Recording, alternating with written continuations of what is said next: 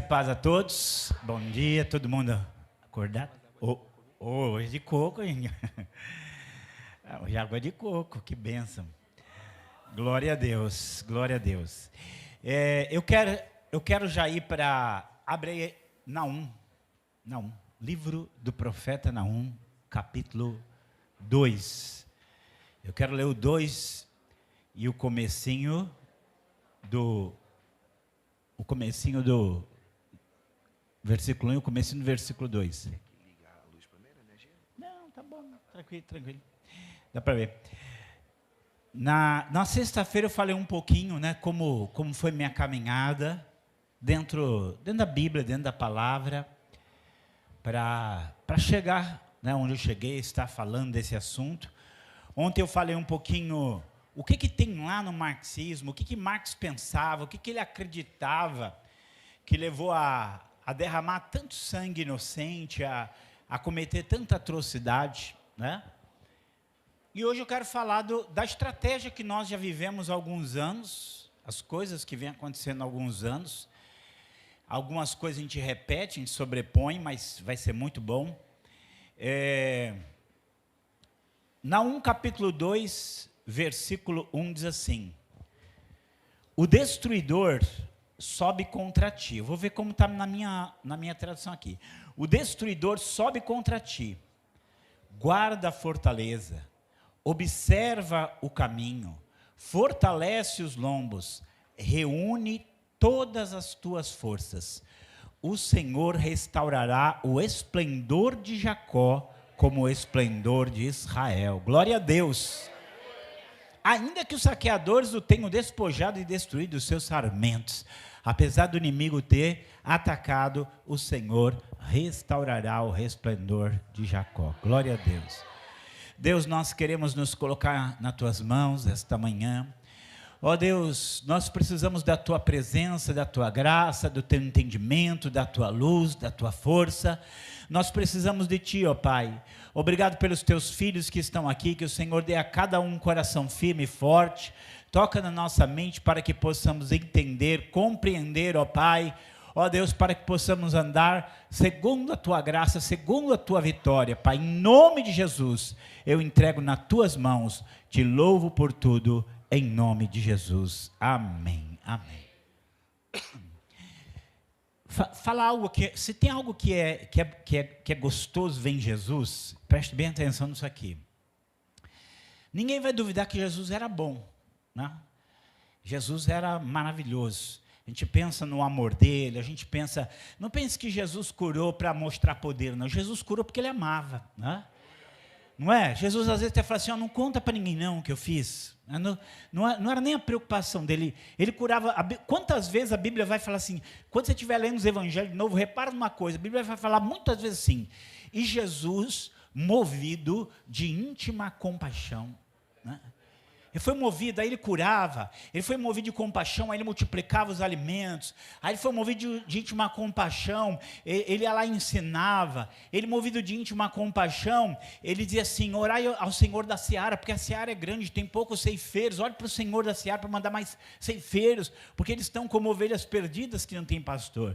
Então Jesus, ele foi muito movido por essa compaixão, por esse amor mesmo. Por causa disso ele ressuscitou o filho da viúva, a filha a filha de Jairo. Por causa disso ele fez paralítico andar, ele fez cego enxergar. Glória a Deus, pelo seu amor, pela sua compaixão.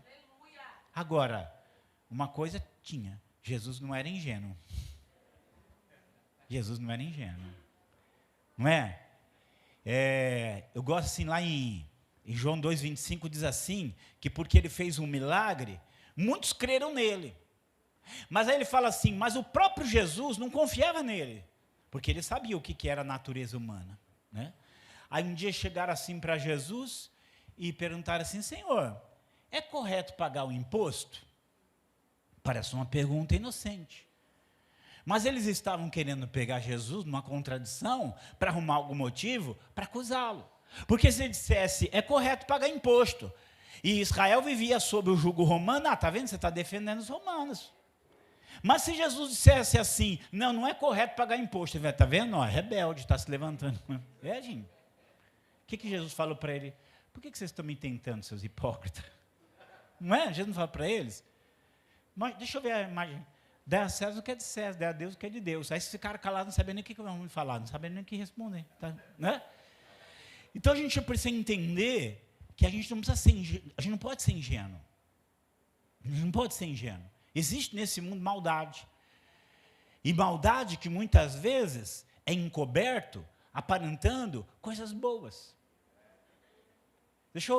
Eu estudei muito, é uma coisa que eu gosto de estudar, é o período do nazismo. E uma coisa que sempre eu tive em mente, gente, a Alemanha, imagina, não tem jeito da gente pensar no nazismo como uma coisa boa, é uma coisa ruim, né? Todo mundo sabe. Não tem gente como você pensa, é uma dúvida que eu sempre tinha, não tinha pastor lá? Não tinha padre lá? Para chegar e falar, Hitler, você está errado, essas ideias aí, são tudo ideia do inferno, não tinha ninguém? Aí eu comecei a pesquisar, gente, teve pastor alemão, que não é o pastor da Alemanha.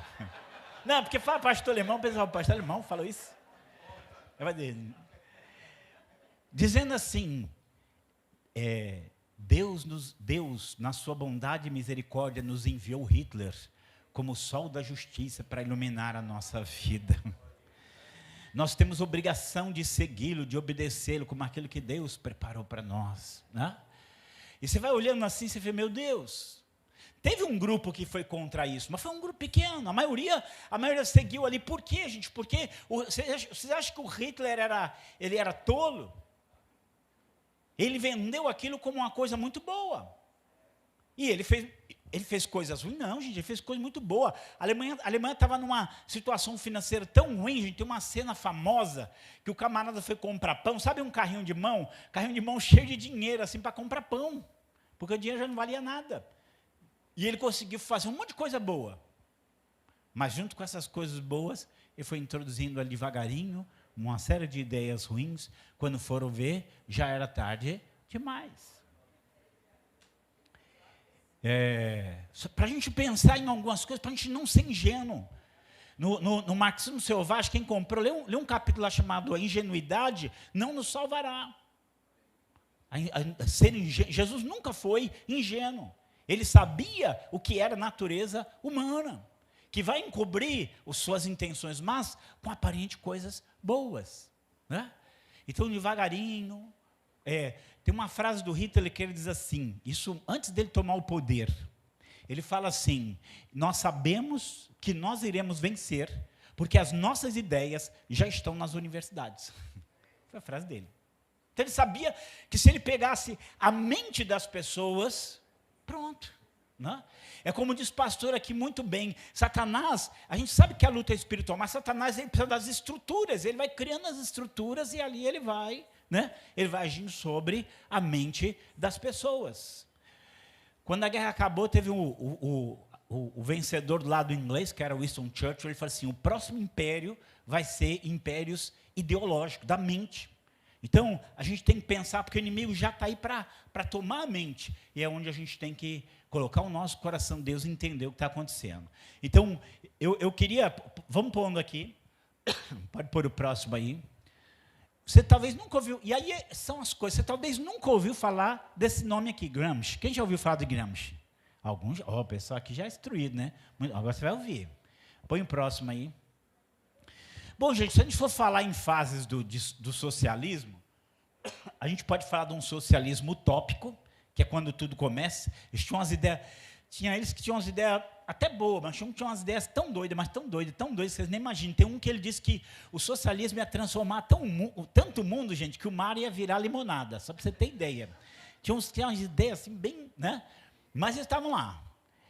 O socialismo científico, entre aspas, que aí é onde Marx entra, dizendo assim, não, o que eu estou falando é científico, vocês não podem duvidar.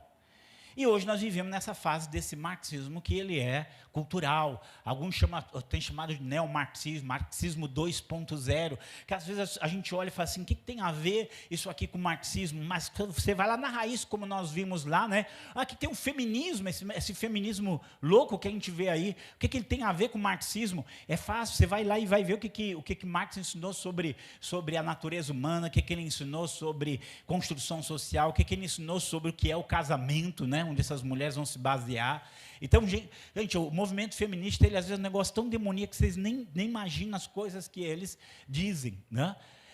São coisas assim, essa defesa de aborto, essas coisas absurdas que a gente vê aí, marcha de vadias e coisas abomináveis que você vê aí, tudo tem sua raiz lá. Mas nós vamos caminhar aqui onde a gente quer chegar. Vamos lá, põe o próximo aí. E aí dentro dessa, aí é onde eu falo, como disse Hitler, nós sabemos que nós vamos vencer, porque as nossas ideias estão nas universidades. É da universidade que sai o político, é da universidade que sai o advogado, é da universidade que sai o professor, é da universidade que sai o artista, é da universidade que sai o pensador, é aquele que vai moldar a sociedade ali. Então, para a gente entender o quanto que isso é importante, o quanto que essa tomada de poder das universidades foi algo assim super estratégico. Às vezes a gente precisa ter alguma coisa em mente. Tinha um amigo meu que falava muito isso. Quando a gente fala assim, Satanás, né? A gente pensa assim, um camarada bem feião, assim, bem, né? Bem assustador, né? Bem feião assim, com os dentão, né? Um chifrão, um rabão. Rapaz, é nada, rapaz, está de terno e gravata. Bonito, nada contra os ternos e gravata, não, gente, não é isso que eu estou falando.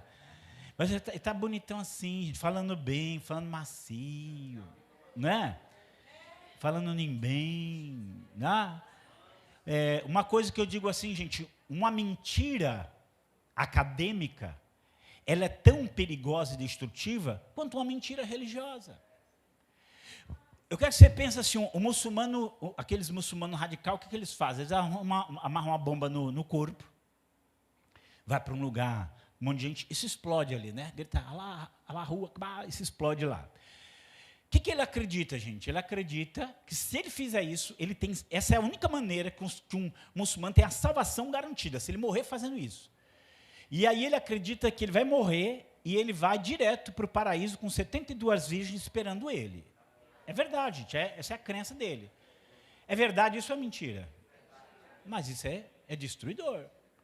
Então, assim, mas uma mentira acadêmica, aí o que acontece? A mentira acadêmica ela é contada de uma maneira que você não consegue, às vezes é tão complexo, tão cheio de amarras ali, de nós, que é mesmo, acho que é isso mesmo. Né? Você não consegue captar ali onde está o problema ali no meio, mas ela é tão destrutiva quanto. Mas só que ela tem o selo acadêmico. Ela tem ela tem ali a patente. Não estou falando, gente, contra o conhecimento. Não estou falando contra o conhecimento. Conhecimento é bom. Conhecimento é real. Mas ele pode ser usado para encobrir a verdade, a realidade das coisas. Né? Você sabe que, pegando aqui, voltando de novo ao nazismo, o nazismo foi uma coisa que chocou o mundo pelo seguinte: aconteceu em um dos países mais intelectualizados, mais adiantados. Então, aquilo era uma prova de que o ser humano, ele é capaz das piores perversões, independente do que ele saiba, independente do que ele tenha, sabe? Hoje eles têm vergonha daquilo que aconteceu lá. Mas, gente, aquilo estava na universidade, aquilo estava nas escolas, aquilo estava na mídia, aquilo estava em tudo quanto era lugar, ideias e pensamentos e conceitos que as pessoas olham hoje, isso é loucura. Mas aconteceu. E por que não pode acontecer hoje? Então, essas pessoas aqui que talvez você nunca ouviu falar, Escola de Frankfurt, eu falo assim, quando eu fiz jornalismo, falava-se tanto disso, eu não tinha a mínima ideia do que era, mas é óbvio que aqui foi me apresentado como o supra-sumo do supra-sumo do supra-sumo, a coisa mais maravilhosa do mundo, que eu ia aprender aquilo sobre aquilo. Então se eu via aquilo ali, então tá bom, vamos lá, esse é o caminho.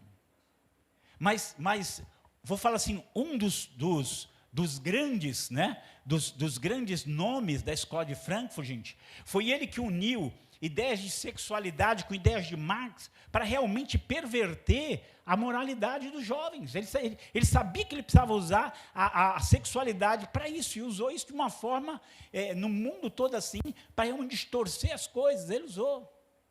Muita coisa que nós vivemos hoje, ele já estava lá.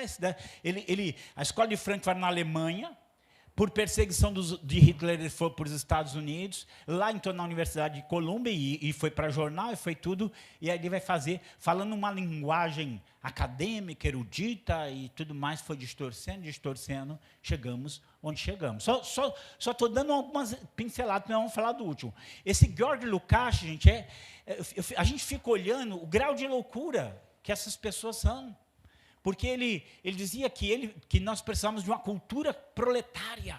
Ele falou assim, não, a cultura proletária, a ciência proletária, o pensamento proletário, que revolucionário, que vai transformar o mundo contra a cultura burguesa. Gente, o pai dele era milionário.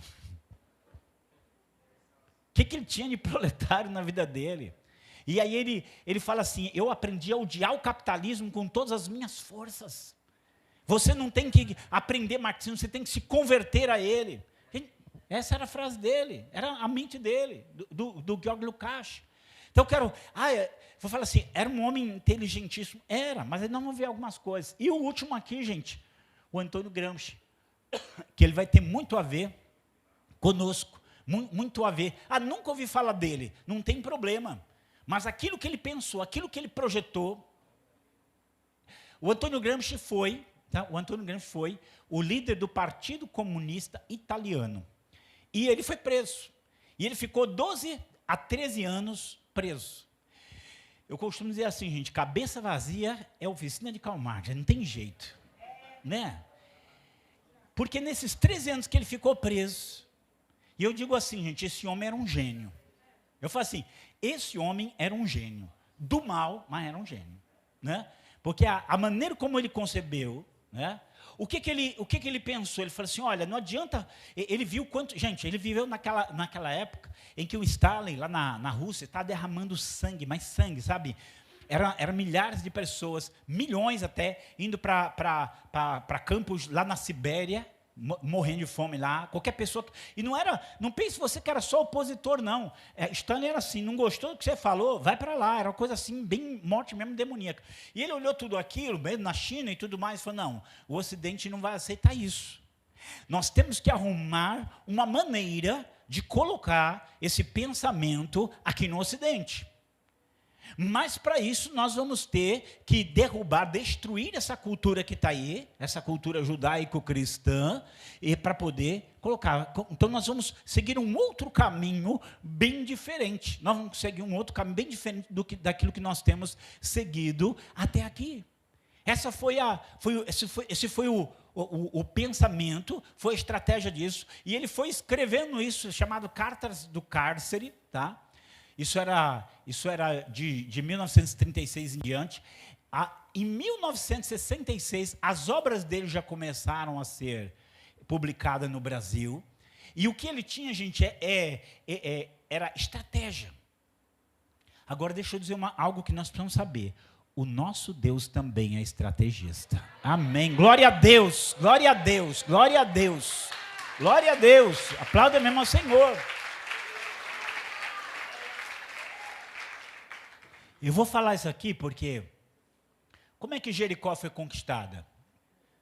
Você sabe, né? Quantas voltas, vamos ver agora se o povo está instruído. Quantas voltas eles deram em volta de Jericó? Está vendo errado. Olha, quem foi que falou? 13 voltas. Foi 13, porque cada dia uma noite, né? Só para. Mas como é que a próxima cidade foi destruída? Com estratégia. Deus deu a estratégia, por exemplo, é só você ler, acho que capítulo 7, 8, e você vai, estratégia.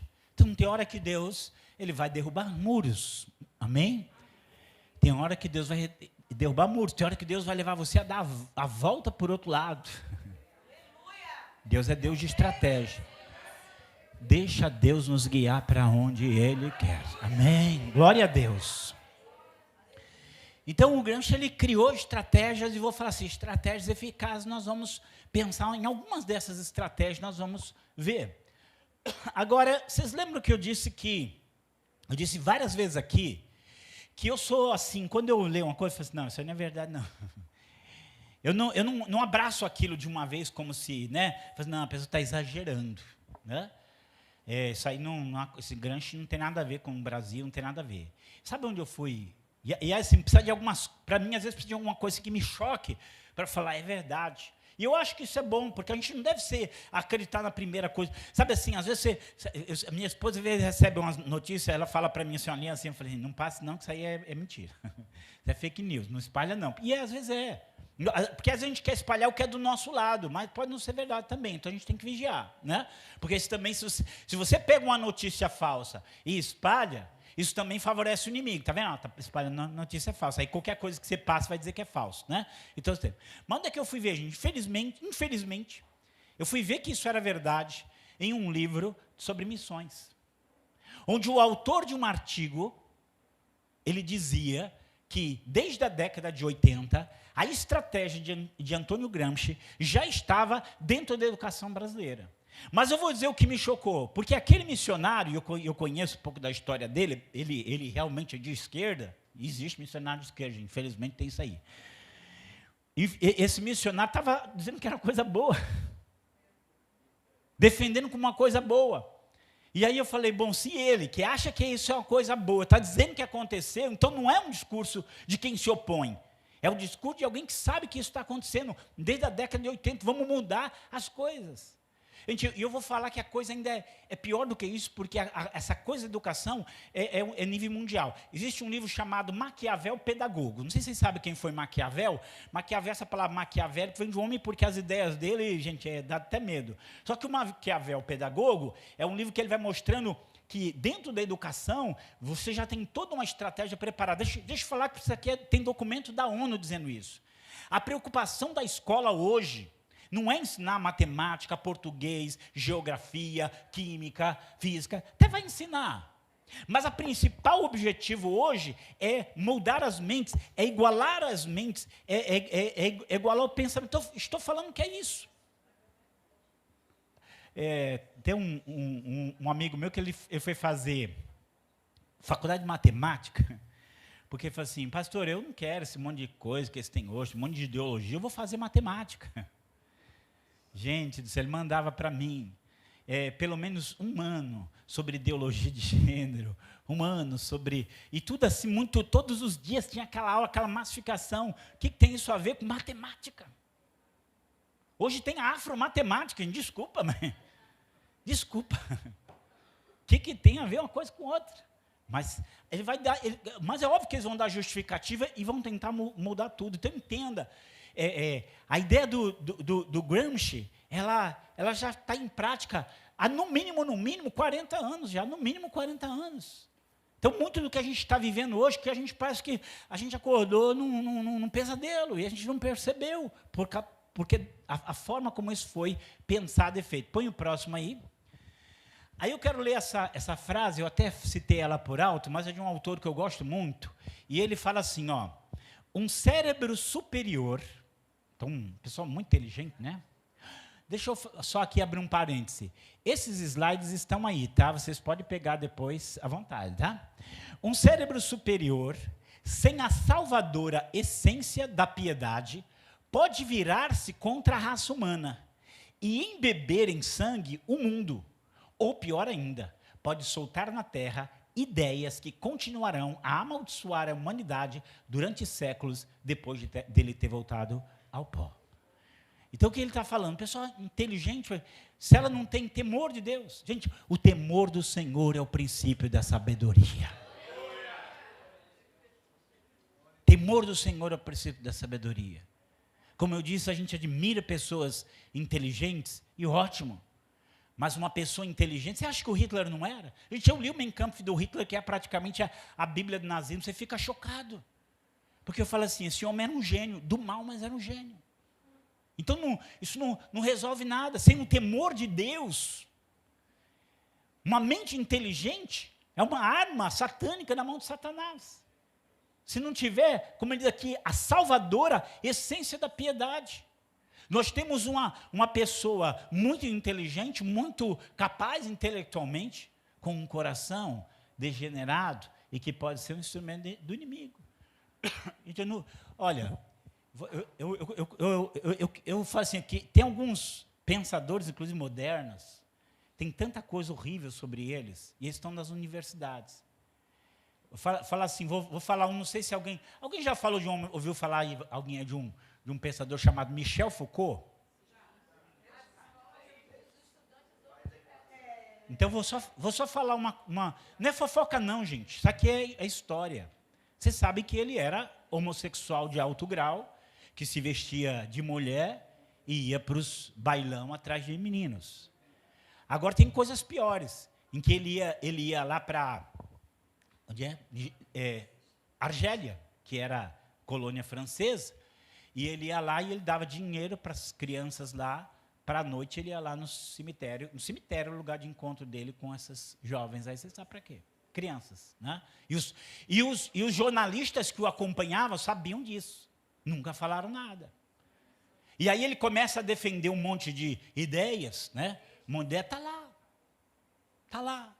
E tudo isso normal. Você quer? Vou falar outra. Há um tempo atrás, no Enem, saiu uma matéria que era uma frase da Simone de Beauvoir, dizendo assim, ninguém nasce mulher, torna-se mulher. Só para você ver. Agora, deixa eu só falar, não é fofoca não, é verdade, gente. Ela e o Jean-Paul Sartre, que defenderam um monte de ideias que hoje estão nas universidades, eles tinham um chamado casamento aberto. E ela ia atrás de mulheres para ele lá. Ela era a mulher dele, mas ela ia lá arrumar uma mulher e mandava para ele. Isso é o tipo de casamento que defendia. E está aí, ele estava na universidade como se ele fosse o supra-sumo do supra-sumo. Eu estou dizendo que tudo que ele falou é mentira, é besteira? Não, estou dizendo que esse era ele. Então, sem essa essência salvadora da piedade, você tem pessoas que são pessoas muito inteligentes, e que talvez tenham falado até coisas boas, mas ali embutido ali, gente. É como já disse alguém, se alguém te odeia, quer te destruir, ele não chega para você e fala assim, toma esse copinho de veneno aqui, toma aí, né? Não, gente. Ele faz uma comidinha muito boa, te chama em casa, come aí, filho. Pode comer, né? E aí onde eu digo que nós não podemos ser ingênuos, de achar porque eles falam difícil, de achar porque eles falam certas coisas, que está tudo certo.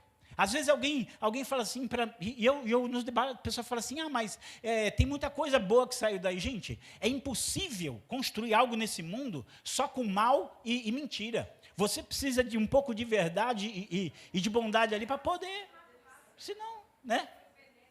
É verdade. Então, você precisa. Então, eu estou falando para chamar a atenção, porque eu sou daquela época, vou fazer universidade, eu vou conhecer, mas só o conhecimento tem que ser o que eu estou conhecendo, o que eu estou aprendendo, quem é que está me instruindo, qual é a influência sobre a minha vida. Paulo escreveu para Timóteo, né?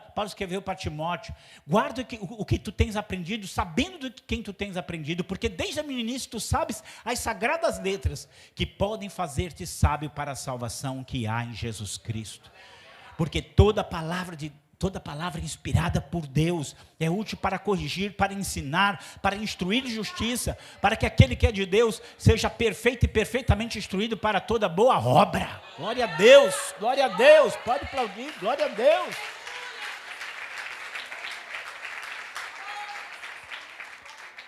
E eu vou falar, glória a Deus, que tem muita gente também inteligente, muita gente sábia, muita gente capaz, mas que tem um coração de Deus, que sabe que o temor do Senhor é o princípio da sabedoria. E que tem lutado contra tudo isso. E é onde nós temos que aprender, conhecer. Eu ainda falo assim, eu leio muito, e o meu desejo é ensinar, aprender. Nós precisamos nos preparar. Conhecer quais são essas obras, quem são esses autores, e está lá. Para aprender, para a gente poder realmente destruir o mal e construir o reino de Deus, construir aquilo que é bom e abençoado. Mas põe o próximo aí.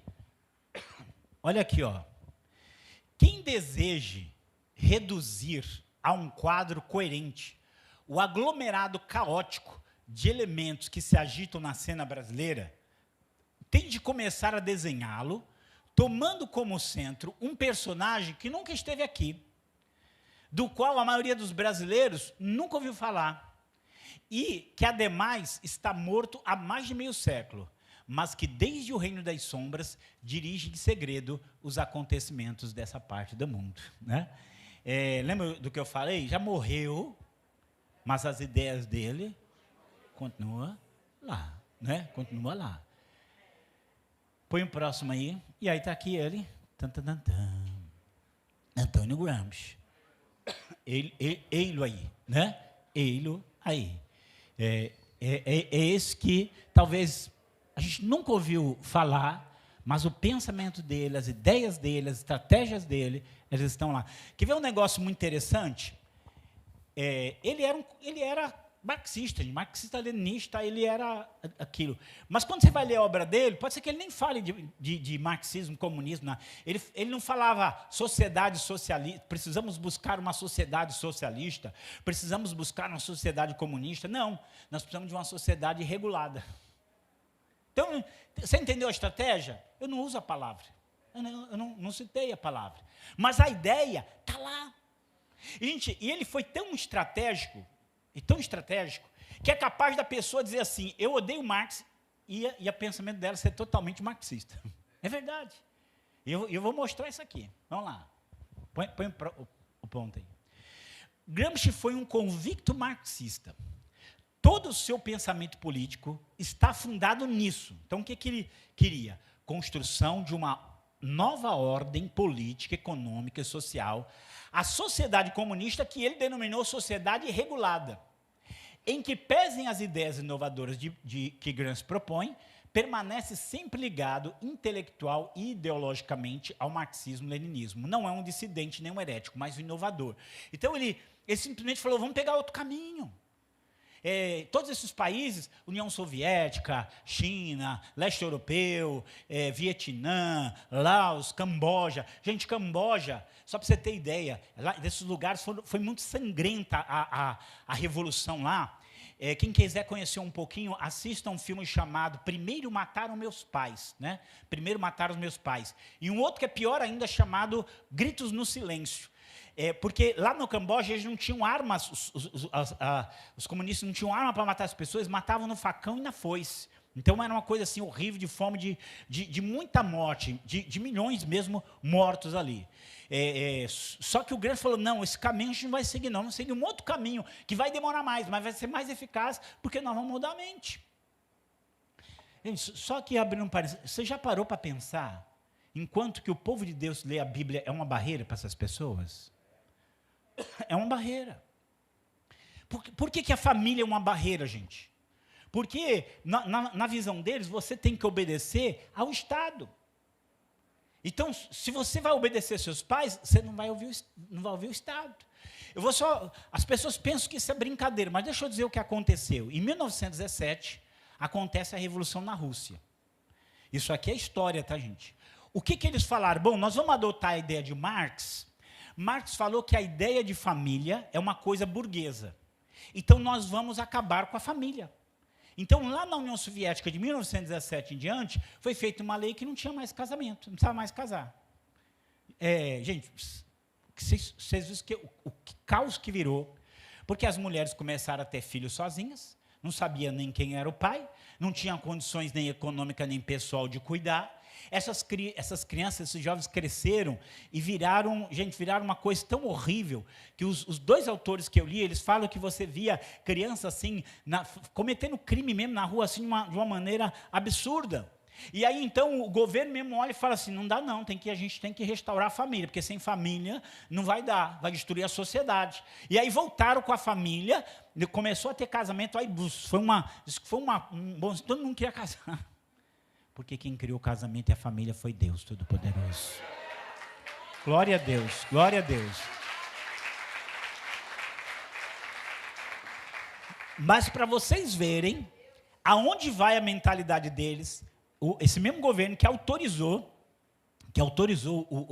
o casamento, ele falou o seguinte, mas se os pais começarem a ensinar pensamento burguês para os filhos e começarem a ensinar religião para os filhos, nós vamos tomar os filhos deles. Porque na visão deles, o Estado está antes dos pais. Então, a gente vai ver isso. Tudo isso, gente, são ideias. Por que então, o pensamento bíblico, ele se choca? Porque tem Deus como Senhor. Gente, sabe qual é o maior temor de um Estado comunista? É você ter uma autoridade acima deles, e nós temos. Deus é o Senhor. Isso incomoda, porque eu não sou autoridade máxima, né? Eu não sou. E eu tenho que ser, sou eu que defino o que é moralidade, sou eu que defino o que é família, sou eu que defino o que é certo e o que é errado, e não é ele não. Quem define é Deus, ele é o Criador, ele é o Senhor. Então pensa que o Gramsci fez uma caminhada diferente, um caminho diferente. Ele mudou o caminho, ele mudou o método, ele mudou a estratégia. Não vamos tomar primeiramente a política, não vamos mudar as mentes, isso já vem sendo acontecendo aí que você nem imagina. Pode pôr o próximo aí. O gramscismo não é, em essência, um tipo novo de marxismo. Ele almeja a mesma coisa, domínio pleno. Não se trata de uma nova doutrina, mas novas estratégias e táticas para a mesma ideologia. Estratégias e táticas muito sutis e inteligentes e, por isso, perigosas. Né? Vamos lá, põe o próximo. Olha, eu só quero que você entenda aquilo que eu falei ontem. O que tem na mente da pessoa? Como que ela vê o mundo? Como que ela vê as coisas? A religião dele, isso aqui é a religião dele, chama marxismo. É a religião dele, chama marxismo. Olha o que ele fala. O marxismo contém dentro de si mesmo todos os elementos fundamentais, não somente para construir uma concepção plena e integral do mundo, uma filosofia total, uma teoria das ciências naturais, mas também para trazer para a vida uma organização prática integral da sociedade, em outras palavras, para uma transformação total e integral da civilização. Né? Eu sei que a gente às vezes tem algumas palavras, mas nós vamos mudar o mundo. Né? Nós temos a resposta. Isso que eu estou dizendo, tem eu vou pegando as frases de Marx, mas se vocês forem ler os livros, vocês vão ver os conteúdos lá. Ele acreditava assim, essa aqui é a salvação, nós vamos mudar o mundo, nós vamos salvar o mundo, nós vamos resolver todos os problemas do mundo.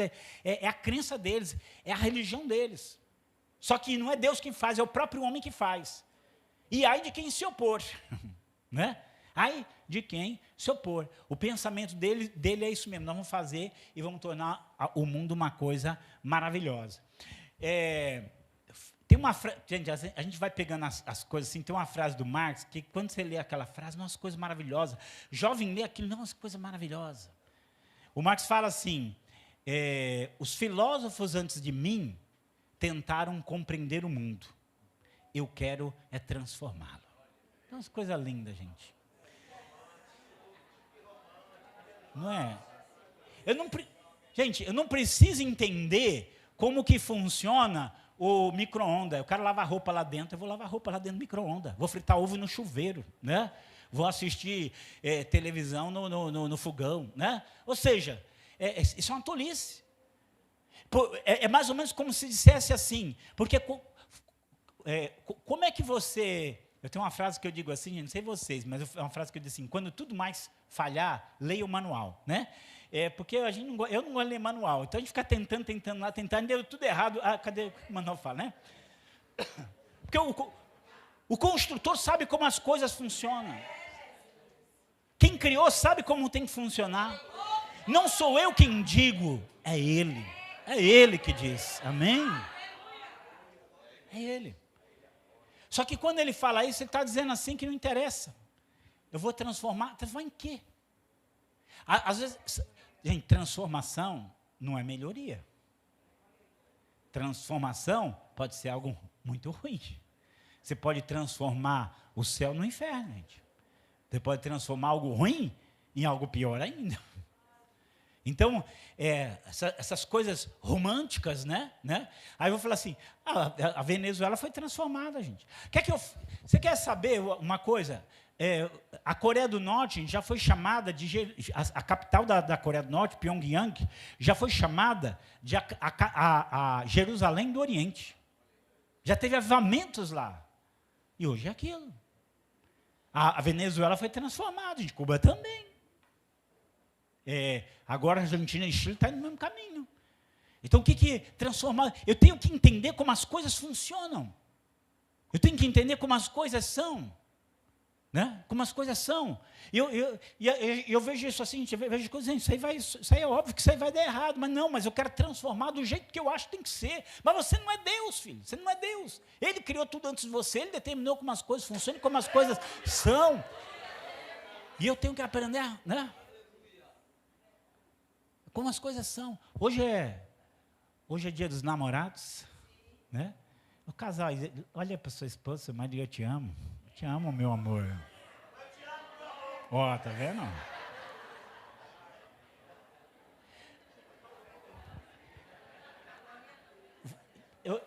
Se eu só fazer, cadê os namorados? Deixa eu fazer aqui. O homem vai no shopping comprar roupa, gente. Aí ele vê lá a loja assim, vou comprar um sapato. A sapataria aqui. Você tem 42? Tem preto? Tem. Pega para mim, se eu quer usar. Não, meu número 42, né? É assim, né? A mulher vai lá no shopping, gente. Ela vai lá, entra na primeira loja, experimenta 16 roupas. Eu vou dar mais uma voltinha por aí.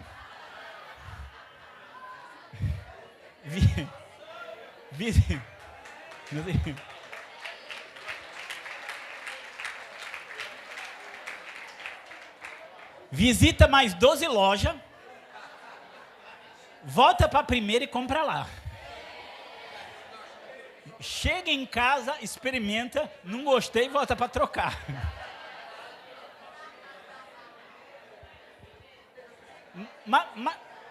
Mas por que eu estou dizendo isso, gente? Por que eu estou dizendo isso? É da natureza dela. E por isso que elas são lindas, gente. Porque elas ficam lindas. Tá lá, elas têm preocupação com os detalhes. Elas têm preocupação com os detalhes. Aí eu tenho que mudar agora o que uma mulher é.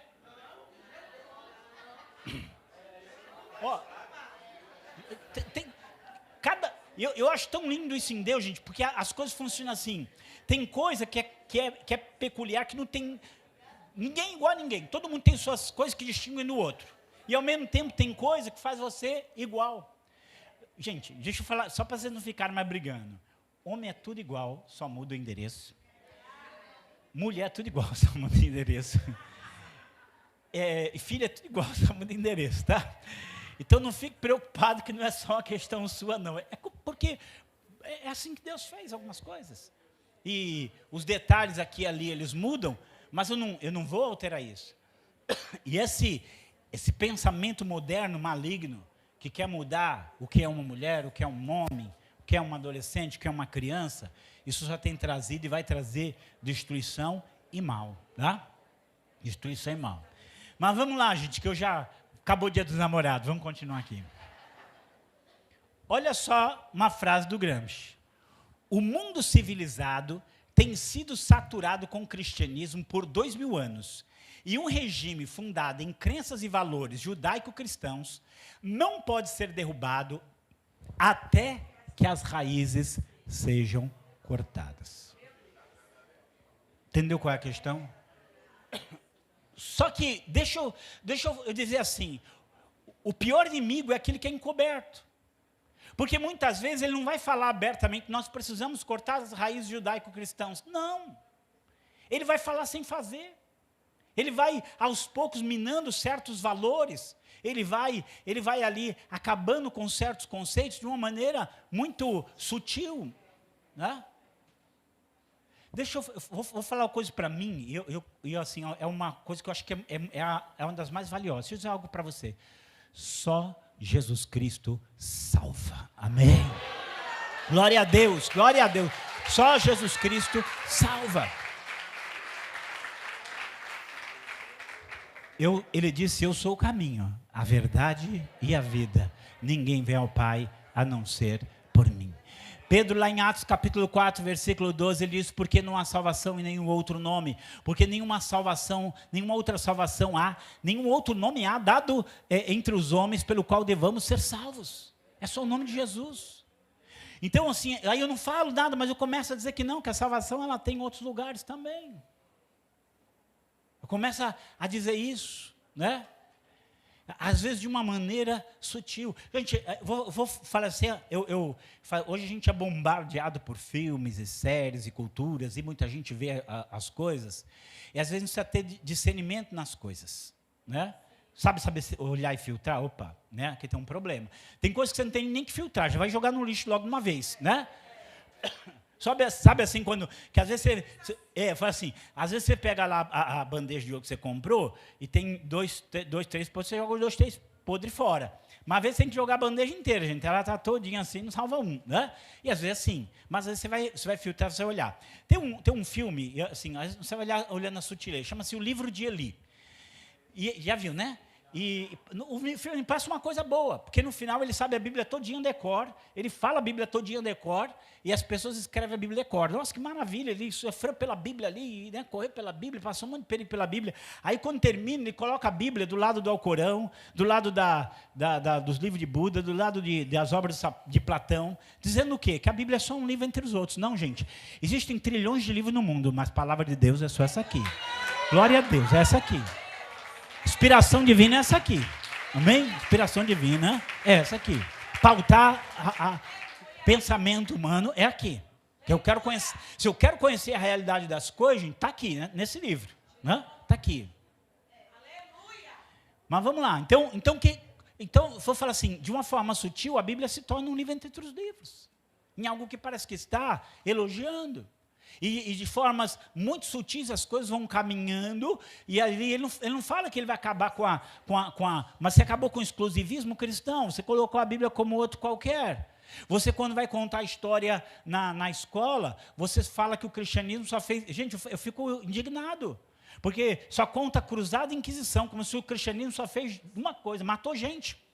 Gente, se é um pensamento que abençoa o mundo, é o cristianismo. Você estava vendo até o Elon Musk, aí, o mais rico do mundo, ele falando, os ensinos de Jesus são muito bons. E quer ver uma coisa que ele falou? Eu vou dizer uma frase de Jesus, gente, e eu vou falar que isso revolucionou o mundo. Uma frase que revolucionou o mundo e abençoou nossa cultura. Ama o teu próximo como a ti mesmo.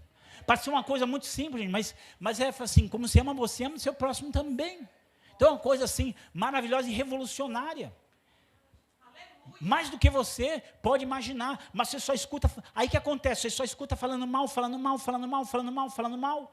Aí eu digo assim, como eu leio muita coisa, eu sei as coisas maravilhosas que o pensamento bíblico trouxe para o mundo. Eu fico olhando, às vezes, as coisas que vão ensinando, e eu fico, meu pai, isso na cabeça dos jovens. Como é que pode? Um livro contra o marxismo da década de 80, que nem é mais publicado hoje, nem mesmo por quem publicou, ele já dizia, cristãos, se nós não formos contar a história da igreja, eles vão contar e eles vão distorcer tudo. Quando eu estava na faculdade de História, um dia estava falando sobre cruzadas lá. Aí um aluno lá do fundo gritou assim, tá vendo? Religião é isso aí. Por isso que tem que acabar com a religião, só isso aí, morte, destruição, só isso aí. Aí eu peguei e falei assim, então vamos acabar com o futebol. Futebol também tem violência, futebol também tem corrupção. Vamos acabar com o Estado, gente, que também tem violência e corrupção. Não vamos apelar, então não vamos apelar. Você acha que é só isso? Né? Você acha que é só isso? Então, às vezes, o problema não é o que diz, é a maneira como diz, a forma como diz, a maneira como coloca. Isso aí, gente, é estratégico. Mas vamos lá, próximo aí. Olha essa frase dele, gente, essa aqui. Não tomem quartéis. Tomem escolas e universidades. Não ataquem blindados. Ataquem ideias. Está aqui. Gente, funcionou. Funcionou. Vou falar assim, em pleno regime militar, várias universidades, os reitores já eram de esquerda. 1966. Já era. E isso é declarado por eles mesmos. Faculdades de Direito, faculdades de Medicina, faculdades de Arquitetura, eles já tinham ali prontinho para incutir as ideias. 1986 ou 87, eu estava fazendo o que hoje é o ensino médio. Eu tinha um professor chamado Mário, que estava ali para ensinar o marxismo, o comunismo. Eu lembro até hoje ele dizendo assim, não, o comunismo está na Bíblia. Aí ele vai lá para Atos, né? Tinham tudo em comum. Não tinha estado lá no tempo dos juízes. O senhor crê na Bíblia, né? Então o senhor crê que Jesus Cristo que Deus existe e que Jesus Cristo é o seu Salvador, né? Mas não é isso que eles querem. Não é isso que eles querem. O que eles querem é o seguinte: eu não creio na Bíblia, mas eu quero pegar um pontinho para você me apoiar, né? Para você me apoiar, é assim que funciona. Hoje já não, né? Hoje já estou em outro nível. Hoje já estou no nível hard, gente. Hoje já detona a Bíblia. Vou falar assim, gente. Assim, o lugar onde a gente vive é uma comunidade, Vale da Benção, um sítio, muita gente mora ali, e eles na universidade, e eles falam, todo bimestre você tem 2, 3 professores que vão fazer ataques à Bíblia. Tem uma lá que era invocadora, né? Ela trabalhou comigo na escola lá, e ela fala que todo dia o professor falava mal da Bíblia. E ela era sabe aquelas cristãs boas, aquelas arretadas? Ela começou a sentar na frente e pôr a Bíblia em cima da carteira. Ia ficar falando mal da Bíblia e ia lá assistir a aula, né?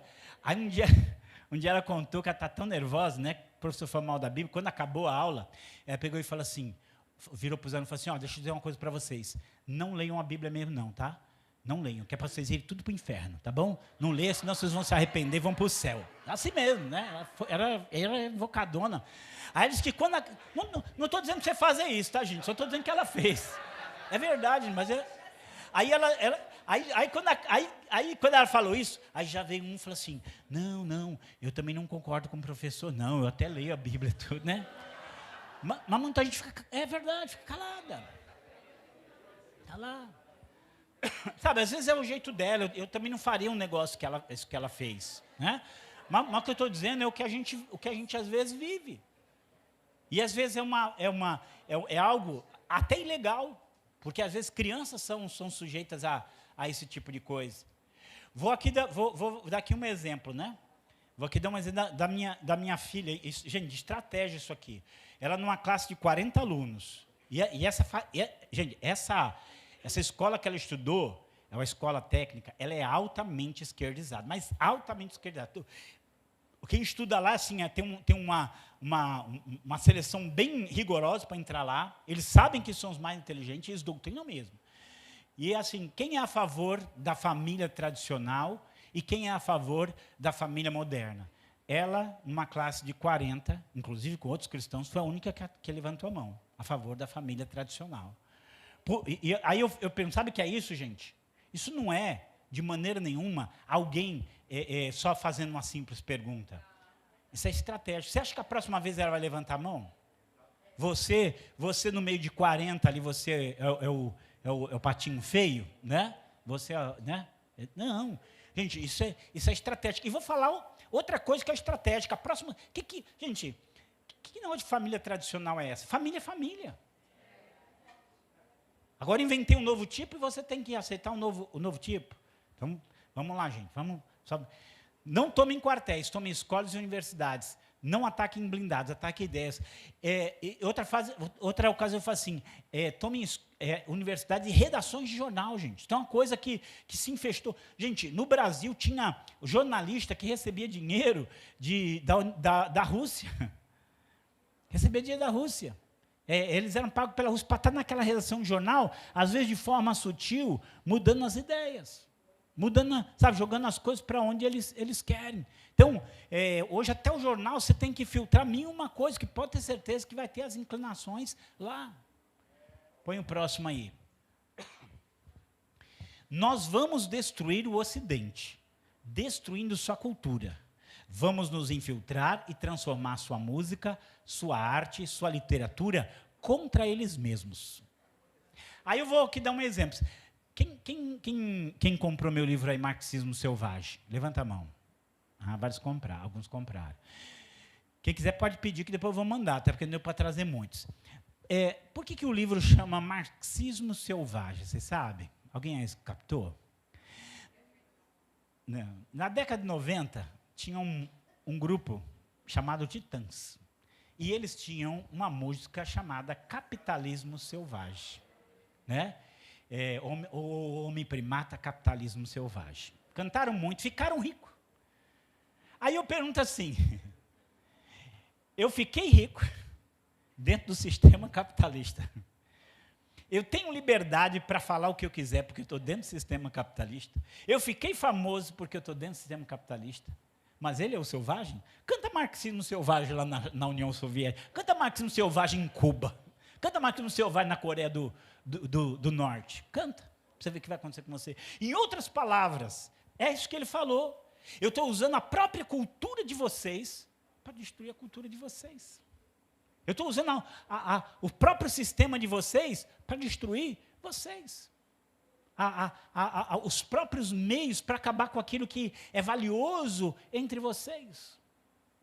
E isso, gente, é em todas as instâncias. Vou falar assim, nós vamos ver como é que funciona isso em todas as instâncias. Vamos para o próximo aí? Só algumas coisas. Estratégia de Gramsci. A doutrina do filósofo marxista italiano Antonio Gramsci consiste em inverter o processo revolucionário, fazendo com que a população esteja pronto para recebê-lo, sem resistência, quando este acontecer. Então, como é que funcionou a União Soviética? A China tomou o poder, juntou pessoas para guerrear, tomou o poder, e de lá impôs a cultura de cima para baixo. O Gramsci falou, não, vamos jogar a cultura de baixo para cima. Porque aí, a hora que as pessoas estiverem com a mente pronta, é mais fácil aceitar. Por que você tem muito jovem hoje? Porque está lá, já estão. Deixa eu falar aqui uma coisa. Tem partido político, vocês sabem qual? Na porta de escola, levando os alunos para tirar título de eleitor. Por quê? Porque eles sabem que naquele nicho ali, a mente já está feita. A cabeça já está feita. Meu pai.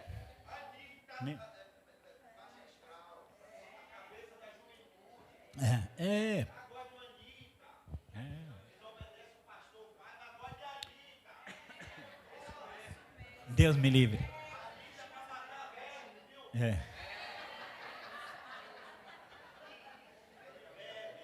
Vamos lá. Gente, ó, a estratégia dele, dominar todas as instituições humanas, incluindo as religiosas, educacionais, midiáticas, culturais, jurídicas e governamentais, de modo que as pessoas desconheçam haver uma coordenação central e se sintam constrangidas por pensar em tratar-se de manifestações honestas, espontâneas e universais, submetidas regularmente ao princípio democrático. Ou seja, você acha que tudo isso é natural. E não é. Tem uma estratégia. Tem um modus operandi, tem um caminho, tem as formas. Olha, um dos pontos, né, nisso tudo, o movimento homossexual é só um dos pontos nisso, mas se você pensar como eles são estratégicos, sabe, milimetricamente estratégicos. Eles sabem o que falar, o que não falar, o que fazer, o que não fazer, onde apertar, onde não apertar, quem cobrar, onde não cobrar. Sabe, a coisa é toda feita assim, nesse caminho. E as pessoas são tão tolas. Vou falar uma coisa que é absurda. Quando você pensa em socialismo, é aquilo assim, a divisão de bem, todo mundo tem igual. Aí chega uma mulher, como a dona da Magazine Luiza, dizendo que ela é socialista desde os 10 anos. Bom, eu quero ser socialista igual ela também, gente. Comigo. Não, conosco, pastor. Me põe na lista. Mas, ou seja, você entendeu? A pessoa não tem nada de socialista. Ela não aceita o socialismo. Ela não concorda com o socialismo. Ela não concorda. Porque se ela concordasse, ela não ia ser essa capitalista que ela é. Mas a mente está tão pervertida que aquilo que você não concorda na prática, você diz que concorda com a sua boca. Ela defende uma coisa que ela não vive, porque o certo dela é, não, eu sou a favor do mercado livre, das pessoas trabalharem, das pessoas prosperarem, das pessoas realmente terem toda a plena liberdade econômica. É isso que ela é, isso que ela faz, mas ela diz que não. Então, é isso que o Gramsci fala aqui, acaba usando as pessoas que elas nem imaginam que elas são marxistas, elas nem imaginam que elas estão defendendo uma coisa que elas condenam, mas as pessoas não conseguem perceber isso. Elas não conseguem perceber por onde elas estão caminhando, por onde elas estão indo. Eu vou falar o nome dele aqui, gente, não gosto não, mas tem só para vocês entenderem a penetração desse pensamento. O Lula está num avião e ele vai dizer por que ele ganhou para as eleições. Ele fala que foi por causa de dois grupos. Ele fala assim, foi por causa da Igreja Católica e por causa dos estudantes. Ele fala, isso é um vídeo... O que ele quis... Sabe, gente, o que ele quis dizer com isso? Por que a Igreja Católica e os estudantes? Por quê? Dentro da Igreja Católica, se infiltrou um tipo de teologia chamado teologia da libertação. Eram as famosas comunidades eclesiais de base, muito fortes no Nordeste, muito fortes em várias partes, porque o Antônio Julião, que era o líder, ele era ali. Então, dentro de todo esse trabalho da teologia da libertação, que não é teologia e nem é libertação, tá? Só para você saber disso, mas ele conseguiu angariar uma parte da Igreja Católica a favor do Lula. E os estudantes, o que é? É esse trabalho que já vem sendo feito há muito tempo. Porque só para a gente, só para fazer a ponte. Agora me fugiu o nome dele, mas desse que é o principal da escola de Frankfurt, ele percebeu uma coisa: nós não vamos conseguir fazer revolução com o proletariado. O que a gente vai fazer? Vamos usar os estudantes. O que tem estudante a ver com o proletariado? Nada, mas é muito mais fácil você pegar um jovem que está começando a vida dele, formar a vida dele, do que, às vezes, uma pessoa. Assim, eu sei que tem jovens aqui, não é que vocês não são inteligentes, vocês são. Mas a mente de vocês está em formação. Se eu for fazer uma faculdade... Gente, vai dar briga. Mas, às vezes, a pessoa nova, e eu sei, porque eu estive na universidade novo, você não tem coragem nem de questionar direito o professor. Você não tem. Oi? Na escola, você não tem coragem. Então, é óbvio que você fica ali, você não tem ainda vivência, você não tem ainda capacidades. Não é culpa sua, é porque é você, está sendo formado, para filtrar aquilo lá. Recentemente, até eu esqueci de colocar aqui no slide, mas no movimento Influenciar, a gente tem a primeira entrevista que eu fiz era com uma jovem, que ela foi para a faculdade, filha de pastor. E ela foi para a universidade e ela se tornou feminista, marxista, leninista, qualquer coisa que você imaginar. Taxista, tudo. E ela começou a brigar com a família. Mas brigar assim feio. Assim, sabe, assim, e aí, ela disse que ela começou a ficar chocada quando ela usava o iPhone dela para divulgar aquilo, né? Rapaz, acho que eu sou desse socialista de iPhone, nem por aí. Ela começou a ver tudo que ela tinha, né? E ela falou, não, eu não posso estar defendendo. Sabe, é uma coisa, é uma esquizofrenia. Sabe que é esquizofrênico? Você age de um jeito, você pensa de outro. E o ápice que chegou foi um dia que ela chegou de levantar na mesa da mocinha, apontar o dedo para o tio dela e gritar com o tio dela. E aí o pai dela é o que está hoje no movimento Influenciar, o pai dela precisa fazer assim, caminho errado, vamos conversar. Mas o pai dela foi ali, devagar, conversando com ela, conversando. Aí ela disse que ela começou a pensar tal, e voltou ao normal, né? Voltou ao normal, glória a Deus. Glória, pode aplaudir o Senhor.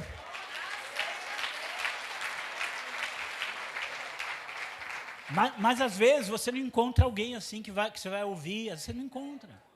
Mas sabe, porque eu só contei a história do seguinte: a mãe dela fez a faculdade na mesma sala que ela. Mas não aconteceu isso. Por quê? Porque já tem filtro. Vou falar uma frase que eu li esses dias aqui. Um conselho para os jovens. Envelheçam. Envelheçam. É verdade. Porque aí você já começa quando começar a chegar os boletos, rapidinho. Alguém já disse assim que o maior inimigo do socialismo não é o capitalismo, é a realidade. É a realidade. Vamos lá, gente, vamos lá. Olha aqui, ó. Não, eu vou pular isso aqui porque eu tenho que explicar esses... Pode pular esse. Nós vamos lá um pouquinho. Isso, pula esse aqui também. Tá. Ó, dá uma olhadinha, não sei se vocês conseguem. Vocês estão conseguindo ver o que é isso aqui? Então tá. Essa ação gramscista na sociedade, vou dizer para como é que funciona, como é que ele age contra o cristianismo. Põe o próximo. O próximo agora. Põe o próximo agora. O próximo agora. Olha lá. Põe o próximo. Eita, põe o próximo. Ele não ataca o peixe. Ele contamina o aquário. Né? Pode pôr. Para então matar o peixe. Ó nós aí, ó. Pronto. Né? Então, vai no meio, ao redor. Ao redor, vai lá. Daqui a pouco você não pode mais, como aquele professor na universidade, que eu contei ontem, que ele falou, eu sou cristão, e olhar para ele assim como se fosse o ET, né, como se fosse de outro planeta. Porque é estranho ser cristão. Quer dizer, eu vivo num país de história cristã, mas... Né? Vamos lá, põe o próximo aí. Ele não ataca diretamente os cristãos. Ele altera a cultura ao nosso redor de um modo lento e sutil. Né? Aí aqui, claro que a obra de Gramsci, gente, ela é muito complexa, ela é muito difícil, ela não é uma coisa simples. As pessoas foram lendo e foram filtrando o que está ali. Pode pôr o próximo. Né?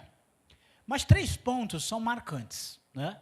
Uma é a hegemonia, outra é a ocupação dos espaços, e a terceira é aquilo que ele chamou de intelectuais orgânicos. Tá? Então, para a gente tentar entender um pouquinho o que é hegemonia, gente? Hegemonia é o pensamento dominante. Né? Então, vamos assim, qual era o pensamento dominante do Ocidente, do Brasil, particularmente? É o cristianismo. Queira ou não queira, aquilo que chama de cultura judaico-cristã sempre foi dominante. Qual era o alvo do Gramsci? Nós temos que derrubar essa cultura hegemônica, dominante, e colocar a nossa.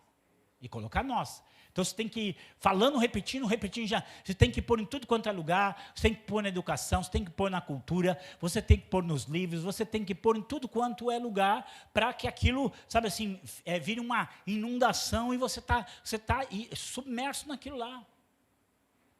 Gente, vou falar assim, agora saiu uma pesquisa, só para vocês terem uma ideia.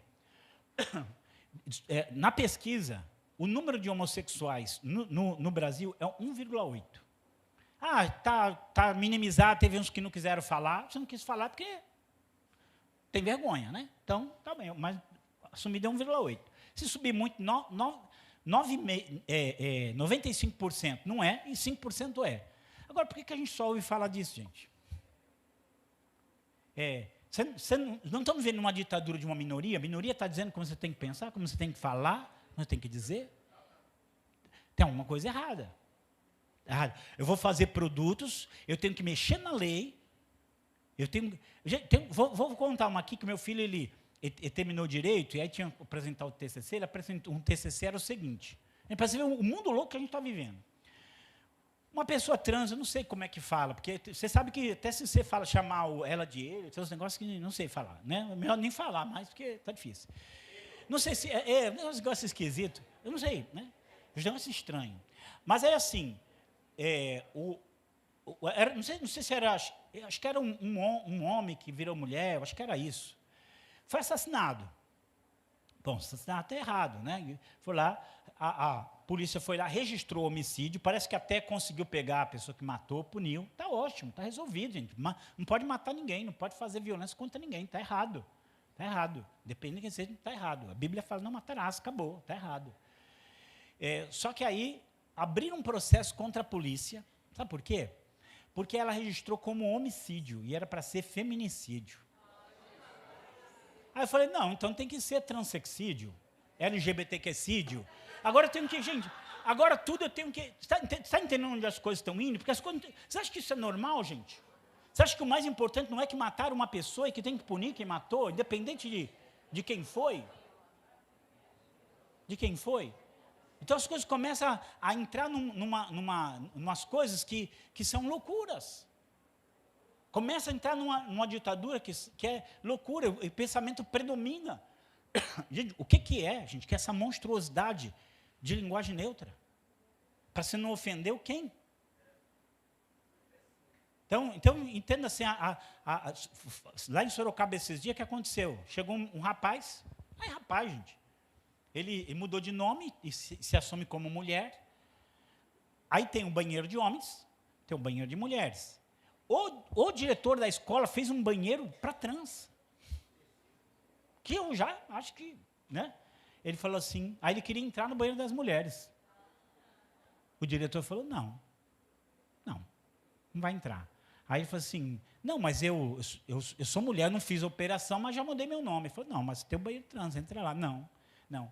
Ele não foi só isso. Aí ele começou a juntar alunos e começaram a fazer protesto na frente da escola, já vieram os grupos, porque isso tudo é estratégico. Resultado, o diretor da escola foi afastado.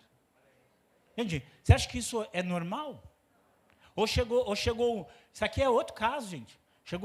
Só assim, os casos estão se multiplicando, a gente tem que abrir o olho, porque tudo isso é estratégico. Quando é para conquistar a hegemonia, o pensamento, sabe assim, como se fosse a coisa mais natural, normal do mundo, você tem que aceitar. E se você não aceitar, é porque você é um criminoso. Chegou num rodeio, veio um homem, dá para ver que era um homem, né, e queria entrar no banheiro das mulheres. Aí o rapaz lá falou, não, você não pode, você é um homem. Eu falei, não, eu sou trans. Eu falei, então me mostra seu documento, porque hoje tem até documento. Não vou mostrar. Então você não vai entrar. Não vou deixar um homem entrar num banheiro de mulher. Você gostaria que sua filha fosse lá no banheiro de mulher, tem lá um homem lá dentro? Né? Você não ia gostar. E tal, chamou a polícia, tiraram o rapaz, mandaram o porteiro embora, porque ele não deixou a outra entrar, que não quis mostrar nem o documento. Então, isso são coisas que estão acontecendo. Tem uma igreja batista, acho que em Pernambuco, sendo processada, porque o rapaz, no dia do batismo, disseram que não pôde se batizar, porque ele vivia com outro homem, e ele então abriu processo por homofobia contra a igreja. Eu estou dizendo assim, isso tudo, gente, é planejado e é estratégico. Lê e vai pondo, e se não tiver, a gente cria. Gente, eu estou tomando os cocos tudo da Bahia aqui, gente. Mas vamos lá. Hegemonia e ocupação dos espaços intelectuais orgânicos. Põe aí o próximo. O que a hegemonia quer? Mudar a maneira de pensar.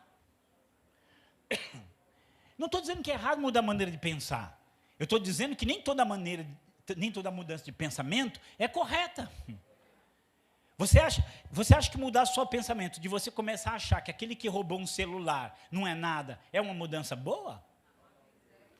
Você acha que mudar a ideia de que os pais não têm poder sobre os filhos, que quem tem é o Estado, é uma mudança boa? Quem é que determina a mudança boa que tem que acontecer? Quem é que diz? É um grupinho, gente? É um grupinho? Porque esse é um grupinho pequenininho, impondo seu pensamento sobre a maioria, porque eles são dono da cocada preta, branca e amarela. Eles querem fazer você aceitar, gente, aquilo que é inaceitável. E a gente começa aquilo assim, sabe aquela história você já deve ter ouvido da rã na panela? Já ouviram falar dessa história? Já contou, né? Não? Já, né? Então, é assim, devagarinho. Então, a Ali disse que não ouvi da rã. Eu vou contar para ela, Mas, não façam em casa, tá? Que se você jogar a rã dentro de uma panela de água fervendo, ela na hora sente o calor e pula para fora. Então você põe ela na água fria, ela fica na boa. Aí você liga o fogo e ela fica na boa. E a água vai esquentando e ela fica na boa. E a água ferve e ela fica na boa e é cozida lá, mas porque é devagarinho, entendeu? Então você começa a aceitar o inaceitável. Você começa... Eu vou falar aqui, eu assisto muita coisa. Eu vou peneirando, eu vou olhando, né? Tem coisa que eu não consigo mais. Vou falar assim, não é nem às vezes, tem cena, não, isso aqui já era. Mas tem coisa, principalmente quando eu vejo que quer mexer com a minha cabeça. Que ele não quer só pôr lá. Então tinha uma série, gente, que ela teve 2 temporadas muito boas. Na terceira, e a gente fala de Globo, gente, mas é todo lugar. É hegemonia mesmo. Vou falar na Netflix hoje, que é famosa, né? Então, a Netflix pegou aquela série, e a série era maravilhosa, não tinha nada de ideologia. Eu fico olhando, gente, eu fico ali, sou fiscal. Eu fico ali. Aí chegou um que era assim, ele é o presidente, e aí eles fizeram um episódio que era assim, a esposa dele tinha morrido, mas ele tinha uma cunhada que era trans. E aí começaram a espalhar que o presidente era transfóbico, porque ele nunca conversou com essa cunhada dele, que ele nem sabia que existia. Aí então marcaram uma entrevista para ele conversar com a cunhada. É um homem que virou mulher e está lá conversando. Aí na conversa, ela pergunta assim, e você me aceita? Aí ele fala assim, olha, eu nunca nem pensei sobre isso. Aí ela fala assim, isso aí está errado. Você tem que mudar a sua mente. Você tem que me aceitar como você aceita qualquer pessoa, né? Quando está falando isso aí já tem ideia de incutir, isso não é só uma cena, não. Pensa, uma cena. Por trás daquilo tem um roteirista gramscista, um roteirista, aqui eu vou dizer, essa fala dela, aí ele fala assim, eu vou pensar sobre isso e vou tentar mudar minha maneira de ver as coisas. Então, ele está aqui querendo influenciar. Né? Aí uma que também gostava, falei, não dá mais. Porque quando eu vejo a fala que está tentando seduzir, era uma história até muito bonita, né? De um homem que ele vai procurar o pai dele, acha o pai dele, que o pai tinha abandonado, ele traz o pai para conhecer a família. Aí nasce lá, o pai tinha um amante. O pai, com 70 anos, sei lá, tinha um amante. E aí ele pega e fala assim para a esposa, eu fiquei chocado, será que eu sou homofóbico?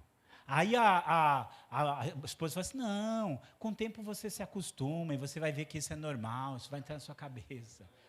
Normal é para você, rapaz. Acabou. Só quero que você entenda, gente, que aquela pessoa que está fazendo aquilo ali, hoje Hollywood, hoje Netflix, hoje uma série de coisas, essas pessoas, eles são granchistas. Eles não estão lá simplesmente para fazer um filme para te distrair. Eles não estão lá para escrever uma coisa para te distrair. Ele não está lá para... Gente, o que eu tenho falado, esse pessoal, sabe o que ele... Vou falar o que eles pegaram. Sabe qual é o missionário raiz? É o crente.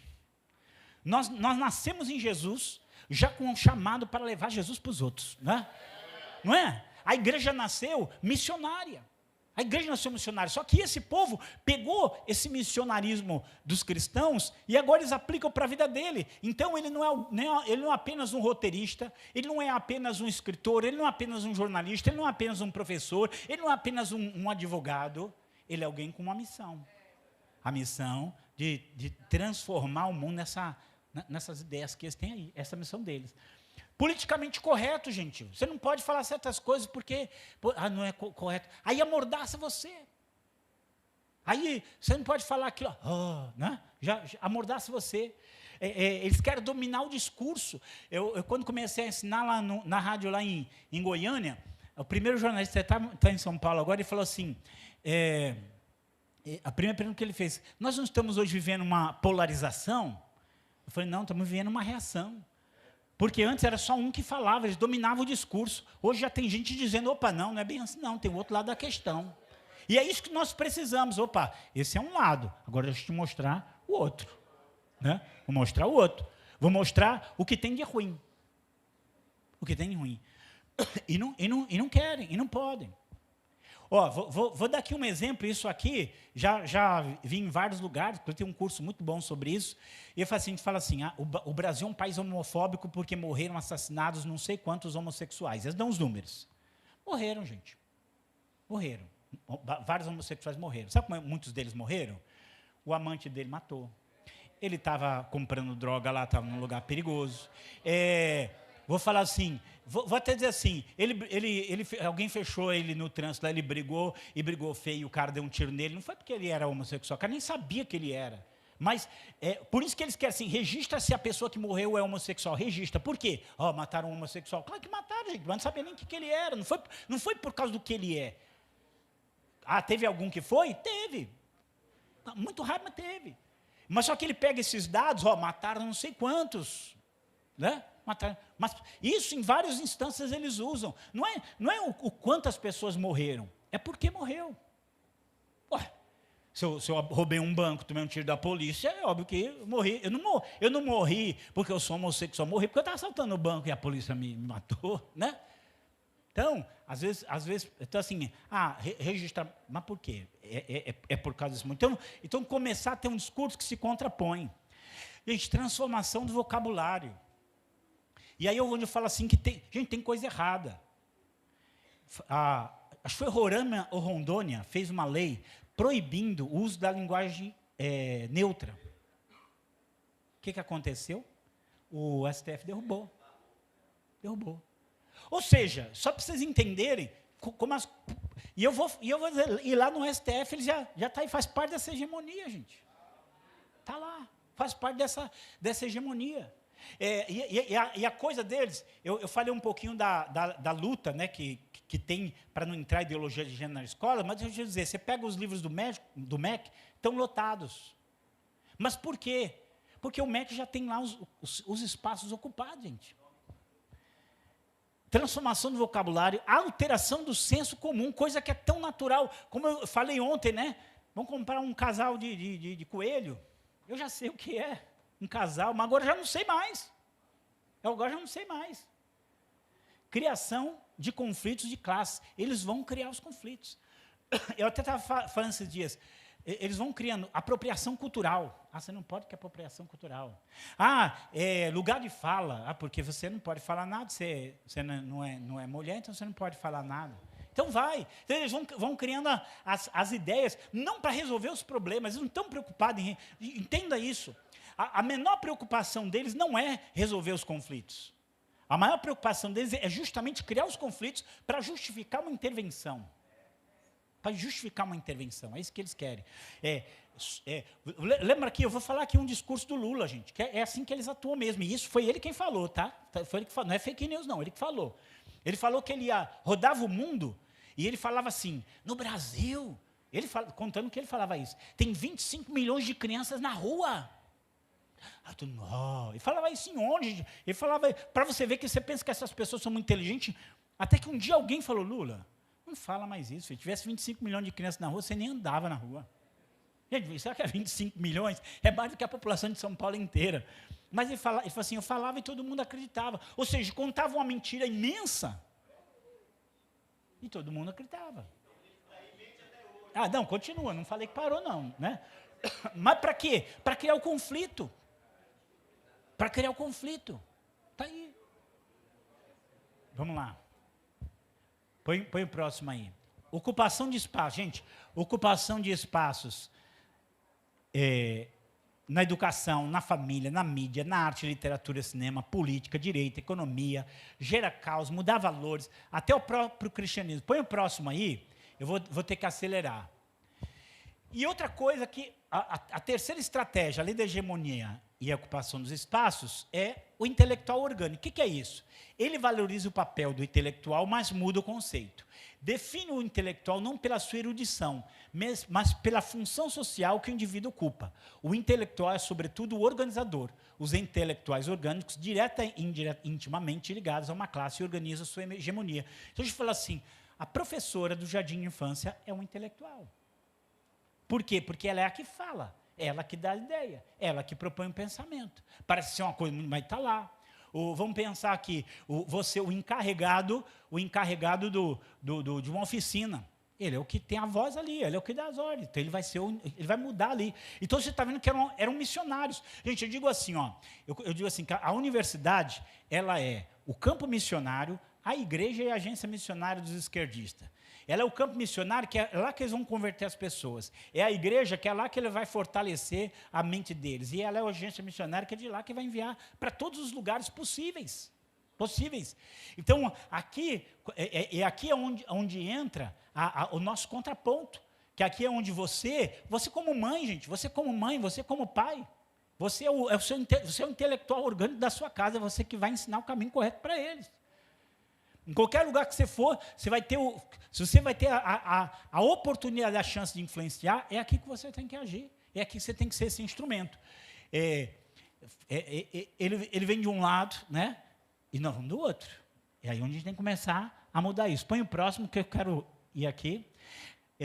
A ideia dele, cada pessoa ligada ao comunismo precisa ser um intelectual, alguém que vai reproduzir os conceitos marxistas como professor, advogado, jornalista, escritor, líder de comunidade, vendedor, seja qual for o seu ramo. O alvo é conquistar a hegemonia, promover uma reforma intelectual, moral e criar uma vontade coletiva nacional popular. E aí vai juntando os grupos dele. Põe o próximo aí. Só a gente pensar algumas influências, gente, na educação. Existe hoje uma coisa chamada desconstrucionismo. Minha filha estudou, inclusive, num colégio nessa época, não aprendeu nada, gente, porque assim, não é para você ensinar nada, sozinha ela vai aprendendo, é para desconstruir tudo que a pessoa aprendeu. O meio universidade, Paulo Freire, gente, Paulo Freire, que é o patrono, esse aí ele é mais esquerdista que Karl Marx, ele. Ideologia de gênero, mutilação da história, gente, eu não sei aqui, gente, mas estão queimando. Recentemente queimaram a imagem de um bandeirante, assim, porque ele tinha escravos. Mas estão destruindo a história. Estão destruindo a história. Vou falar aqui, tinha uma frase como professor de história, Tinha uma frase no 1984 que é assim: quem domina o presente domina o passado, quem domina o passado domina o futuro. Você muda a história. Por exemplo, vou falar assim, quando eu entrei na universidade, na escola talvez menos, mas quando eu entrei na universidade, fazer jornalismo, eles falavam muito do período militar, né? Eu não entendia porque eles falavam tanto do período militar como se tivesse sido o pior período do mundo. Eu nasci em 70, então eu peguei um período... Primeiro, um período normal, né? Era uma vida normal, mas na escola eles pintam como foi o grande mal. E aí eles falam assim, que mataram um monte de gente. E mataram quem? Eles mataram terroristas. Eles mataram... Gente, sabe qual a impressão que eles querem dar quando eles ensinam história? Que aquelas pessoas que eles mataram eram pessoas que estavam lutando pela liberdade e pela democracia. Mentira, gente. Essa coisa, vou falar assim, é a mentira mais explícita do mundo. Estavam brigando contra a ditadura militar, se é que houve, eles estavam lutando contra a ditadura militar porque eles queriam a sua própria ditadura. Que era quem apoiava eles. Gente, isso aqui que eu estou falando é redondo como um círculo. Quem apoiava eles era Cuba, quem apoiava eles era a China ou era a União Soviética. Quem eram o quê? Ditaduras. Você acha que eles eram democratas lutando pela liberdade? Você vai encontrar muitos deles hoje falando isso no YouTube. A gente lutava pela liberdade, não. A gente queria pôr a nossa ditadura aqui. Mas quando vai contar a história, distorce. Então, eles querem acabar com a história. Por quê? Porque a história é justamente ali. Então, para vocês entenderem que na educação eles estão lá trabalhando, distorcendo. Crítica dos conceitos judaico-cristãos e empurrar a religião afro, como eu falei, tá? Tudo que eu estou dando aqui, gente, é só um pequeno esboço. Família. Aí você vai ver defesa de aborto, gaysismo, feminismo radical, corrupção dos costumes, união do mesmo sexo, destruição da autoridade familiar, né? Na mídia, viés esquerdista, manipulação de palavras. Na arte, deturpação, uso político. Vou até aqui, olha só, gente, para a gente ver a coisa. Não sei se vocês acompanharam, uns anos atrás, teve uma exposição no museu, lá em Porto Alegre, financiado pelo Santo André, chamado Queer Museu. Você lembra desse caso? Não sei se vocês viram o quadro, gente, mas era de pedofilia, era zoofilia. Mas eu vou falar o que mais me espantou. Porque, glória a Deus, que muita gente começou a protestar. Eu tive aluno meu que era católico, ele tinha conta no Santander, ele falou que ele foi lá no Santander e falou, por causa daquilo lá, eu vim encerrar minha conta. Né? Pra você ter ideia. O pessoal começou a protestar. Aí um jornalista famoso na época, que era o Ricardo Bochá, falou que as pessoas que eram contra aquela exposição eram nazistas. Que aqui, gente, deixa eu falar, é uma outra arma que eles usam. Se você não concorda com ele, você é nazista, você é fascista, você é não sei o quê. Eu vou falar assim, a coisa é tão medonha. Há uns tempos, não vou lembrar quanto tempo, teve os chamados antifas, os antifascistas. Né? E lá em São Paulo fizeram uma manifestação, só que porque foi coisa que eu tive conhecimento, tem amigo meu lá na polícia. Aí tem uma cena muito famosa que eles pegam um rapaz que está com a camisa do Brasil, derrubam no chão e espancam esse rapaz. E aí a polícia foi lá, prendeu aquela turma. Um desses que foi preso, que era um antifascista, ele era um antifascista, ele tinha saído há pouco tempo de lugar de menores, né? Esqueci como é que chama hoje, Fundação Casa, né? Tinha saído de lá, sabe por quê? Porque ele matou a mãe. Ele é um antifascista, gente, é uma pessoa do bem que estava ali nas manifestações. Né? Você começa a olhar e ver, uau, isso aqui, todo pai tem que assistir isso aqui, gente. Anotem aí, assiste um vídeo, ele tem 20 e poucos minutos, chamado Perdemos a Nossa Filha para o Comunismo. Né? Assiste esse aí, Perdemos a Nossa Filha, assiste aí para você ver para onde as coisas estão indo. Tá? Pode pôr o próximo? Política. Eles vão estar nas políticas partidárias. Gente, eu vou falar o pior do que nas políticas partidárias, eles estão nas políticas públicas. Essas políticas públicas deveriam ter cristãos lá, mas não tem. As pessoas que estão lá, eles estão lá para realmente, eles vão definir as leis, eles vão definir os pensamentos. E vão dominando tudo. O Estado, gente, entenda assim, e eu vou falar assim, você lendo o marxismo, só tem um jeito do marxismo dar certo. Não é nem dar certo, ele acontecer, é por força. O Estado tem que impor, porque naturalmente ninguém vai aceitar aquilo. Ou se vai aceitar pessoalmente. Então, ele tem que tomar o poder, criar um Estado totalitário, e hoje tem sido feito isso por meio de leis. Deixa eu só fazer uma comparação aqui. O Vale da Bênção tinha um trabalho social muito grande lá no Vale, hoje teve que levar para outros lugares, por causa de leis que foram criadas. Mas, quando eles começaram a cuidar de crianças em situação de risco, não tinha nem legislação. Eles pegavam na rua de São Paulo e cuidavam, sozinho. Aí entrou a mão do Estado. Na época do Fernando Henrique, vamos supor assim, fizeram 10 leis para regulamentar. De Lula para cá, fizeram mais de 200 leis para regulamentar. Sabe o que é essas leis? É controle, controle, controle, controle. Controle a ponto de... A lei da palmada, como é que eu vou vender a lei da palmada? A lei da palmada eu vou vender assim. É para o pai não maltratar o filho. Mas isso é o Estado intervindo. Porque é ele que vai determinar como você vai criar seus filhos. Isso é intervenção do Estado dentro da sua casa. Do seu pensamento, da sua liberdade. Vamos lá. Movimento... Estou aqui, o MST invadiu um shopping em São Paulo esses dias, e agora invadiu uma empresa. Estou tocando fogo lá. Tá? Vocês já ouviram falar de Foro de São Paulo? Já. Então, sei que vocês são tudo instruídos, gente. Só estou dando umas pinceladas aqui. Agora, para mim, uma das coisas mais dolorosas, vitimização do bandido, criminalização da polícia. Desarmamento, gente, eu vou falar assim, essa questão do desarmamento, para nós é um negócio, porque a gente crente mesmo, não está muito... eu não estou preocupado com isso, não vou andar armado não, tá? Não é minha preocupação. A minha preocupação é o que você está querendo com isso. Alguém já disse assim, eu gostei dessa frase, um jornalista, ele falou assim, o que eles dizem que querem com a lei, eu acho que é bom. Mas o que eu acho que eles querem com essa lei é muito ruim. Então, quando ele vai vender a lei, ele vem com uma coisa boa. Não, para não ter perigo, ter disparo, ter aquilo outro, ter isso, aquilo. Mas, no fundo, é para ter uma população desarmada. Que é muito mais fácil dominar, que foi como aconteceu. Então, não é que eu quero, que a gente deseje. A nossa preocupação é por que você está querendo isso? Porque você tem uma preocupação tão doentia com isso. O que você quer com isso? Mas vamos lá, que já acabou meu tempo, né? Legislação, gente, as legislações estão cada vez mais intrusivas, às vezes pegando ali detalhes e criminalizando pessoas. Economia, aí assim, vou falar assim, o empresário, a pessoa que prospera, ele é visto como inimigo. Se ele prosperou, ele deixou alguém pobre, está explorando, ele não está criando emprego, ele não está desenvolvendo, não é liberdade econômica, gente, isso só vai levar à falência. Aí no cristianismo, ou agride abertamente, ou faz ataques intelectuais, ou faz ataques jurídicos, ou usa o famoso argumento do governo laico. Né? Então, assim, é governo laico, não pode, se for um culto afro, pode. Se for cristão, não pode. Tem um menino, que ele é um missionário mesmo, ele está fazendo geografia numa universidade federal no Rio. Ele falou que lá no Rio tem um diretório que é de cultura afro. Nenhum problema. Cultura afro. Só que ele falou que não é cultura afro. É o santo que baixa mesmo lá. É o culto mesmo lá. E eu falei, então abre um cristão. Eu falei, não pode, porque aí não é cultura, é religião. Eu falei, então eu até dei um livro para ele, tem um livro de sociologia chamado O Crescimento do Cristianismo, faz um curso sobre esse livro, é sociologia, o autor é sociólogo, vai lá e faz.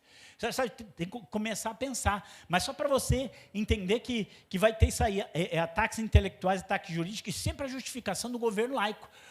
Assiste um filme chamado A Mulher Mais Odiada dos Estados Unidos, e você vai ver de onde veio essa ideia de governo laico e como que eles tiraram oração e Bíblia das escolas. Restrições sociais. Você não pode pregar para índio. Você sabe disso. A FUNAI proíbe muitas vezes lá fazer missões entre eles, porque vai mudar a cultura. Aí você chega lá, o índio está com iPhone, gente. Está com iPhone, está com internet andando de Hilux e não mudou a cultura dele. Mas se eu falar de Jesus, vai mudar a cultura dele. Agora, só quero falar, para terminar aqui.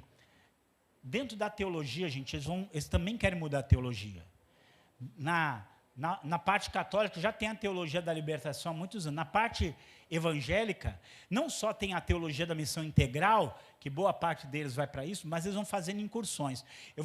Como eu já estou terminando essa parte, só quero falar uma coisa, vocês vão se escandalizar. Pastor, eu vou falar um palavrão aqui. Mas é o nome de um livro. Vou dizer o nome de um livro aqui. Tá? É um livro. O livro se chama Viadagens Teológicas. E o autor, o objetivo dele é o seguinte, não é ter igreja inclusiva, é todas as igrejas aceitarem como se seja normal. Esse é o trabalho dele, ele vai em grandes igrejas fazer palestra. O livro, você olha assim, e claro, com aquela linguagem acadêmica, claro, com aquela verborragia, e ele vai lá fazendo as coisas. Então, para você entender que o alvo deles é realmente transformar. E tem igrejas que viraram ONGs, pastores que viraram ativistas sociais. Desculpa, gente. É por isso que eu falei no primeiro dia. O nosso papel é proclamar que Jesus Cristo é o Senhor, que Ele é o Salvador, que Ele morreu na cruz pelos nossos pecados, que nós temos que nos arrepender.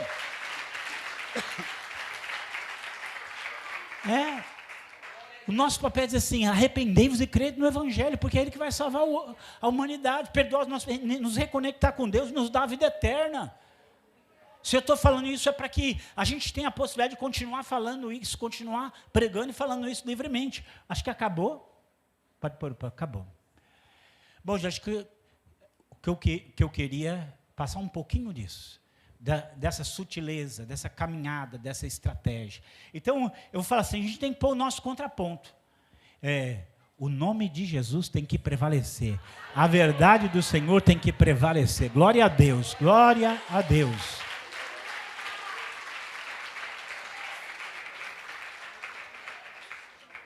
Ocupar espaços.